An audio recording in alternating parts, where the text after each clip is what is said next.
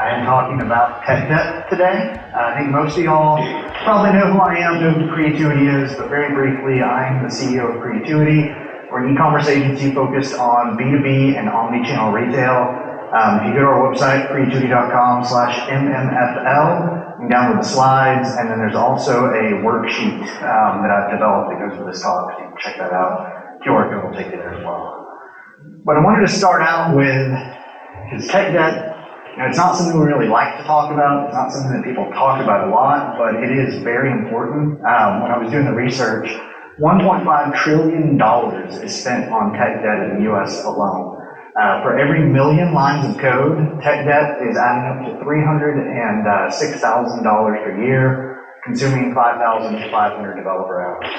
91% of CIOs report tech debt as their biggest challenge, and what frustrates me the most about it, and what I run into a lot, and I know some of the agencies in the audience, y'all probably run into this as well, 80% of organizations have delayed or canceled a business-critical project due to tech debt. So that sucks. Like, I always talk to our clients and say, I don't want you spending your time and money on the boring stuff, on fixing the things that were broken because of tech debt, or just all that kind of maintenance stuff. I would much rather them spend their time and money on the exciting things, the new features, things that are going to drive ROI. But when a project has a lot of tech debt, that is often hard to get approval on. So what is tech debt? I feel like the center item here is really what most people mean when they say tech debt. It's accidental tech debt. So someone was working too fast, someone didn't know what they were doing, they didn't have the right expertise, they introduced bugs. But then there's two other types of tech debt. The first one on the slide, intentional tech debt. This is the one I find when we inherit projects from another agency, merchants don't like to talk about this. This is when we go in and we find maybe a module that's not working very well, and they say, oh yeah, previous developer wrote that, it's no good. They never tell the other side of the story of maybe that previous developer was given an unrealistic deadline, a tight turnaround time, just unrealistic expectations. And that creates intentional tech debt, where basically you say, we are going to deliver something that's not perfect because we're delivering it within other constraints. And then aging tech debt, my favorite example of this comes from Shipper HQ. It's all about how as versions become out of date, that creates tech debt. And the Shipper HQ example, they shared back around the holidays that they had a merchant reach out to them and say, hey, we're replatforming from Shopify to Magento. We want to make sure that's okay in our license. They said, yeah, sure, what version are you going to? It said 1.9. And this is in 2024, and 1.9 was released 10 years ago. And all of Magento 1 was deprecated and end of support 5 years ago. And so they said, no, you must have that wrong. So yeah, no, we are actually going to move to Magento 1.9. We believe that is a stable platform for us. So they immediately picked up a whole lot of aging-related tech debt. So why is tech debt bad? It creates scalability bottlenecks. When we take on a project from another agency and it is not scaling well, it's not performing the way that's expected, so often that's due to tech debt. So often that is due to really bad database queries and just not following best practices. Because we're having to focus on that, besides not scaling as well, it'll also delay innovation. Again, people don't want to spend a lot of money on new features when they feel like their existing features, their existing site just isn't working. Then I already mentioned, obviously, the cost of tech debt. So a few Magento-specific examples. I already mentioned outdated Magento versions. Obviously, that's not unique completely to Magento, but it is something that happens when merchants aren't keeping up with their updates. Brittle integrations is another one I see a lot. And the most common version of this is when there's an ERP integration that is involved in checkout. Like that, alarm bells go off, because if you're making synchronous calls during checkout to an ERP, there's no way that's going to end well. And typically, the reason I call that tech debt is typically there's a better way to do it, and whoever implemented it didn't realize that there's a better way to do it. Poor initial implementations. I know that most developers will say that their code is the best and other developers' code is not as good. We've all been in those conversations, we've overheard those debates, but we also all know that there's some people that know Magento and can implement Magento well, and there's some people that maybe oversell their abilities and produce these poor initial implementations that just don't follow best practices. And then the other thing that I see so often is unused native functionalities. I'm actually going to touch on that a few times. This has become a big signal to me when I start talking to a merchant. So I do these free 30-minute e-commerce problem-solving sessions via LinkedIn, and all merchants come to me and they'll tell me kind of how they use their site, what they're doing. I'm like, oh, you know that's built into Magento. You know that's built into Adobe Commerce. And I either don't know because they weren't trained on it, or the worst part is when they say, oh yeah, but it doesn't work. And that's a sign of some tech debt for sure.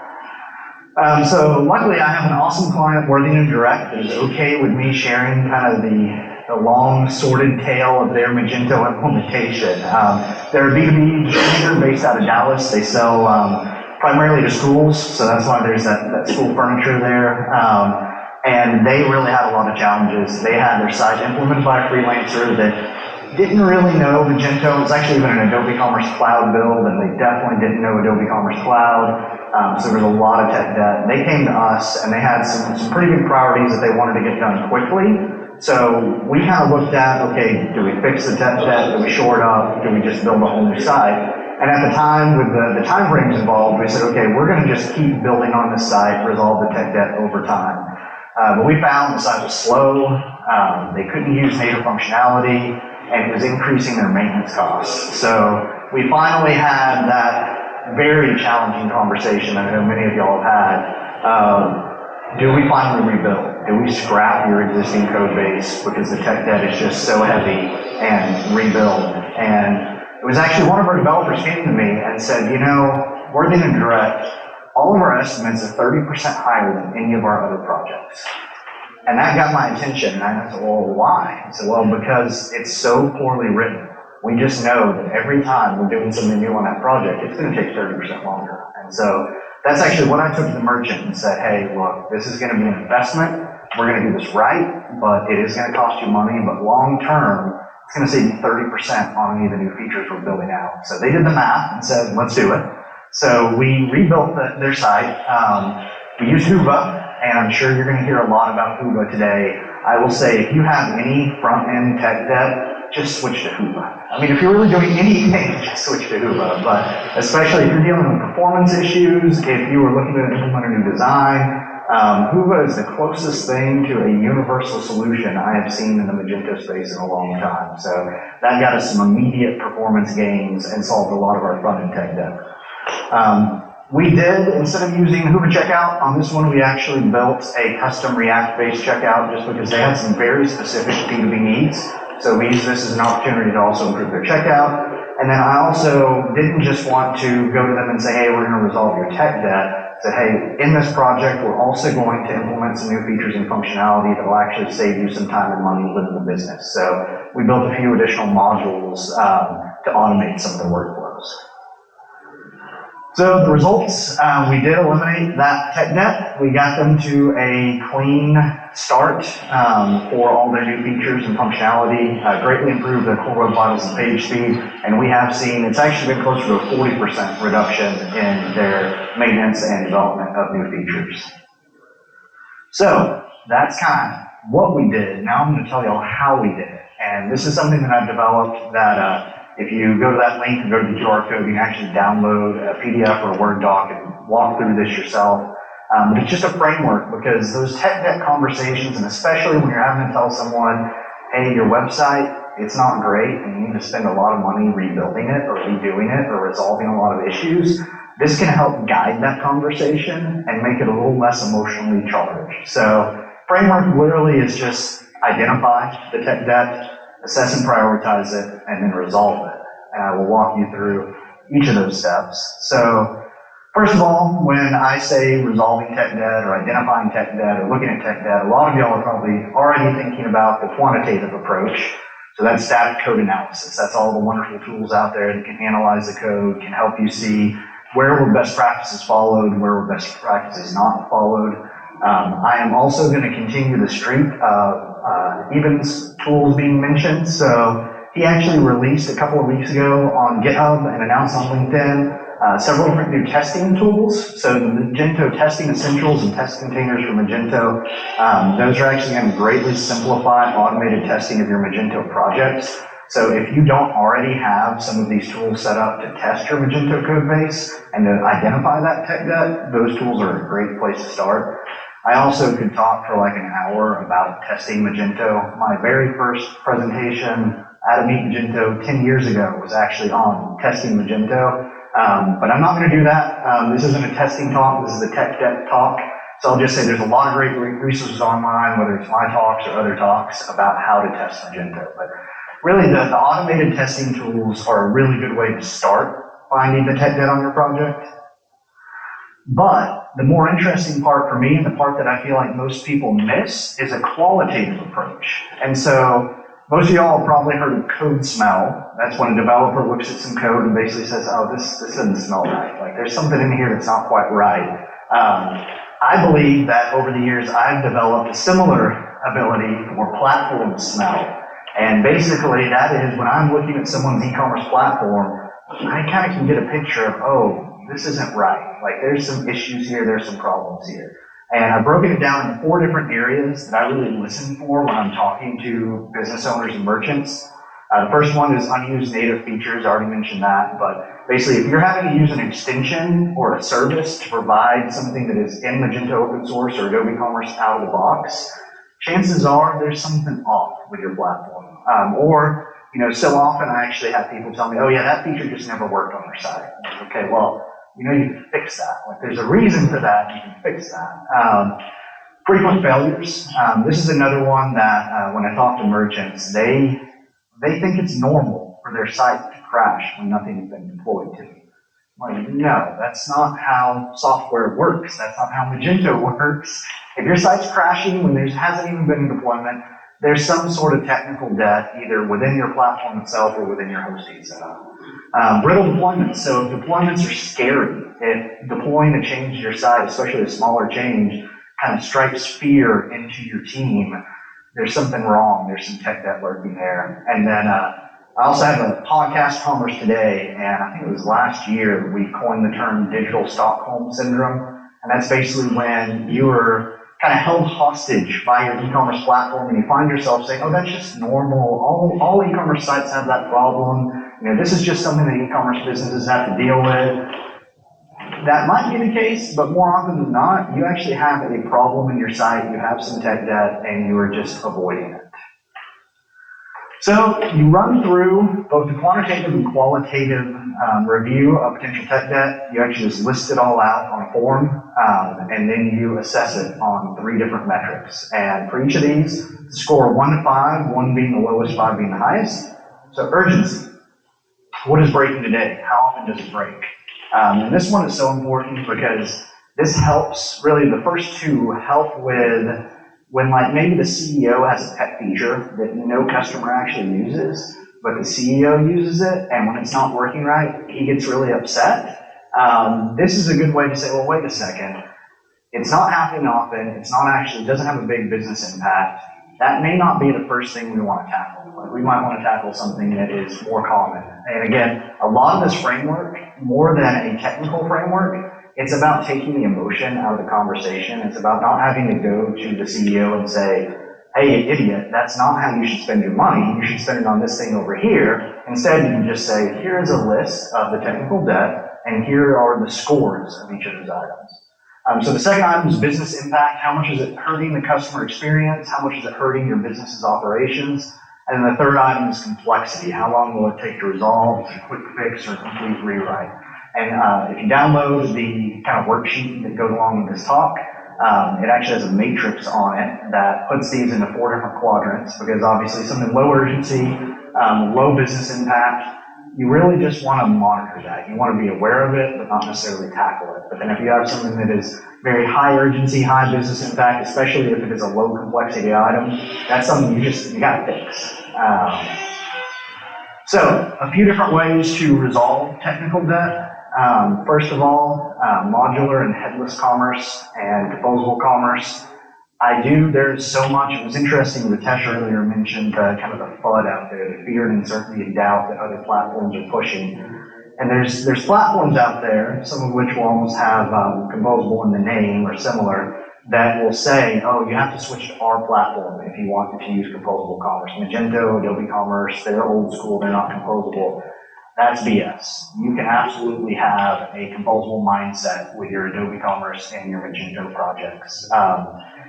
To me, it just means moving away from that monolithic mindset. Like, stop thinking everything has to be built into the Magento code base. And start thinking, how do we plug in different components around the Magento code base? And great example of that, I already mentioned Hooba, but if you're having front-end issues, instead of diving in and saying, all right, let's fix up our existing Luma-based front-end, you just say, all right, we're going to completely rip out the front-end component, replace it with Hooba. So that can be a really simple way, without having to rebuild an entire site, rebuild an entire code base, to remove a lot of technical debt. Once you've started doing that, though, please go listen to some of those automated testing talks and make sure you have, if not continuous deployment, because I know a lot of merchants don't want to go there yet, but continuous integration, which basically just means constant automated testing. You have to catch these issues early and catch them before they go to production, so you're not just adding more tech debt later on after you fix it. And obviously, refactoring. So much of the boring, kind of smaller tech debt really just comes down to sitting down and doing the work of refactoring the code and bringing it up to standards. Now, it is 2025, so I have to have a slide about AI. I think that was actually in the speaker requirements. AI can help with tech debt. So there's a few different ways, some more exciting than others. The first one is summarizing complex legacy code. I know it's a very newly released model, but ChatGPT's O3 Mini High, which they need to fire their product naming person, because O3 Mini High is not a good product name, but if you use O3 Mini High, it is actually really good at understanding complex code bases. Like, you can feed it quite a bit of code, and it actually gets it, which is interesting. I'm actually doing a talk on the business track at the end of the day about retail innovations, and I'm going to talk a little bit about when AI is supplementing people and when AI is replacing people. And I feel like this newest ChatGPT model is inching closer and closer and closer to trying to replace developers, but that's another talk. You can also generate technical documentation. So often when we inherit a project, there is no documentation. You can actually use LLMs to go through and build that documentation for you. It may not be perfect, but it is definitely better than nothing. I also, kind of an interesting use case I've seen for using AI with tech debt is if you have some decision-making gridlock within the business, and the business just can't agree on what to prioritize, what to fix. Again, the more advanced models are actually getting pretty good at, you feed them all the information, you feed them all the data, and they will either make the decision or they will support the decision-making process. So they can actually say, based on all of this, looking at this from kind of a logical point of view, here is, you should rebuild your site, or you should solve the individual pieces of tech debt that you have and help you with that prioritization. And the last one, if y'all have not tried out Windsurf by Codium, wow, you need to go download it and try it. I'm sure there will be other IDEs that surpass it, but right now, their implementation of Cascade, which is a collaborative AI agent, is incredible. There is a platform that I've never done any development on before that is represented by a friend of many people in this room who used to come to these events. And I was just curious. I was like, you know what? I'm going to use Windsurf, and I'm going to see if I can build a site on that platform. I had a site up and running in about 10 minutes. And it wasn't just here's a basic demo site. I actually gave it a merchant's name. I said, look at their existing site, replicate the features and functionality, build it on this other platform. And it wasn't perfect. It definitely still needed some work, but it got the site live and got me to like 90% done on that project. And so really, not only can it help you learn new things, learn new platforms, it can also help you improve your skills on existing platforms. So it's like having a pair programmer on call at all times. So practical applications for Magento projects, things that you can take home and use today, tomorrow, after the beach day. So Windsurf, I already mentioned that, but I just want to mention it again. We are actually using it at Creatuity to enhance developer productivity. We think we're going to get, so far we're seeing another 30 to 40% reduction in development time and billable time on doing major new features just by how much Windsurf is able to accelerate our work. But it also can monitor for tech debt as you go. Also mentioned all those awesome new testing tools. And then the two other things I wanted to leave y'all with is, first of all, you have to have, we talked a lot about framework and tools and the different concepts, but you also have to have a culture and a process within your company that identifies and avoids tech debt. Like if you just wait until the tech debt is already on the site, until you've already kind of spent the money building it once and now you're having to build it again, that's really too late. You want to have a way that in your development process, whether it's code reviews, whether it's these different tools, automated testing tools, you are ensuring that the tech debt just doesn't make it to production. At the same time, though, I've seen companies shift too far and too extreme. Don't make it a taboo. Like, make it okay to admit, hey, I think I could have done that better. I think I could have implemented that feature better. Because your team really has to be able to talk about it and just have open conversations around tech debt. Very quickly, because I was hoping to have a little bit of time in case you all have questions. Specifically from the Working Direct project, what we learned is definitely evaluate the limitations and issues on a site before deciding to rebuild or repair the tech debt. Don't try to replace everything at once. Really focus on scalability and what your business needs the most in the coming months. And then collaboration is so important. One reason I think so many people don't do that qualitative side of the tech debt is they don't talk to the business. And so you really need your business users and your technical users talking and openly collaborating around the tech debt. And I will zoom through this, y'all can download the slides. Basically, I already mentioned code reviews, automated testing, continuous integration, and collaboration, and make sure you're following best practices. I mean, one of the great things about Magento having such a vibrant community and being around for so long is there's a lot of great information out there about Magento best practices. There's even people in this room that are almost every day on LinkedIn giving away really good information about how to code and follow best practices with Magento. So please don't ignore your technical debt, analyze it and prioritize it. Realize there's an ROI to fixing it. And I think that's the biggest piece for a lot of merchants is realizing that this doesn't just have to be a sunk cost. This could actually produce a positive financial outcome for the business if we resolve this tech debt. And don't panic. Definitely download that tool and use it to walk yourself through the tech debt on your project. There is the QR code and link to download that tool. Please connect with me on LinkedIn if we haven't yet. I don't know, do we have any time for questions? All right, so we have a little bit of time for questions, but if we run out, you can find me around. And if you would like to be a guest on the Commerce Today podcast, I'm going to record some episodes this afternoon, or send me a message and we can record remotely. Any questions? I was wondering if you could elaborate on an example where you were using Kudia for the front end, but the React checkout. That was kind of interesting to me, but I was just kind of curious how those fit together. Yeah, so the way Hoova is built, you don't have to use their checkout. It's actually a separate optional piece. And so that was just a decision we made. And their checkout also kind of plugs in via React. So we just built our own. A lot of that in our case was because before Hoova released their checkout, we had built a React-based checkout system. So we're like, we will use that. So, yeah. Any other questions?